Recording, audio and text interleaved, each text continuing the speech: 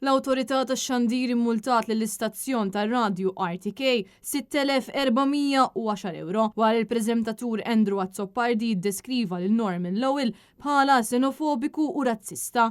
Dan seħ f'Xandira illi twaslet f'Ottubru li għadda. Fil-waqt li Lowell fil-fatt diġà stabħati li mexxa mibeda razzjali kif ukoll ippubblika kitbiet li jippromovu s-supremazija razzjali, l-Awtorità tax-Xandir leqet ilment mill-fundatur ta' Imperium Ewropa fejn qalet id-dikjerazzjoni ta' Azzopardi kienet tikkostitwixxi trattament inġust fil-medja li jinkludi kull tip ta' xandiru programm. Andrew Azzopardi għamel kummenti tiegħu waqt intervista mal-kap eżekuttiv tal-Awtorità tax-Xandir Joanna Spiteri mistoqsija dwar ir-rekwiżiti ta' ġustizzja imposti fuq ix-xandara waqt kampanja elettorali. Huwa staqsek xi kandidati b'opinjonijiet problematiċi għandhom xikunu intitolati għal deried fil-medja u hawn il-professur Azzopardi uża espliċitament lil Lowell bħala eżempju. Josiah Vella, segretarju ta' Imperium Ewropa, immedjatament resqet ilment kontra Azzopardi fejn ilmentat ukoll dwar ksur ta' regoli ta' imparzjalità u ċensura politika. Il-kap eżekuttiv tal-Awtorità Joanna Spiteri iddeskrivit kif kienet mistiedna għal programm u ħasset li wħud mill-kummenti li saru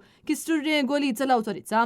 Il-bord qal l-istazzjon RTK ma ddistakkax ruħu minn dawn il-kummenti minkejja li fl-aħħar mill-aħħar baqa' responsabbli għal kontenut kollu. U għalhekk il-bord immulta lill-istazzjon RTK 1,750 euro. Innota wkoll ir-reat kien sar matul il-perjodu operattiv ta' sentenza sospiża għal ksur tar-regolamenti tal-2022 meta l-istazzjon tar-radju ġie multat 4,660 euro u qal din il-multat issa titħallas ukoll biex il-multa totali telet għal 6,410 euro.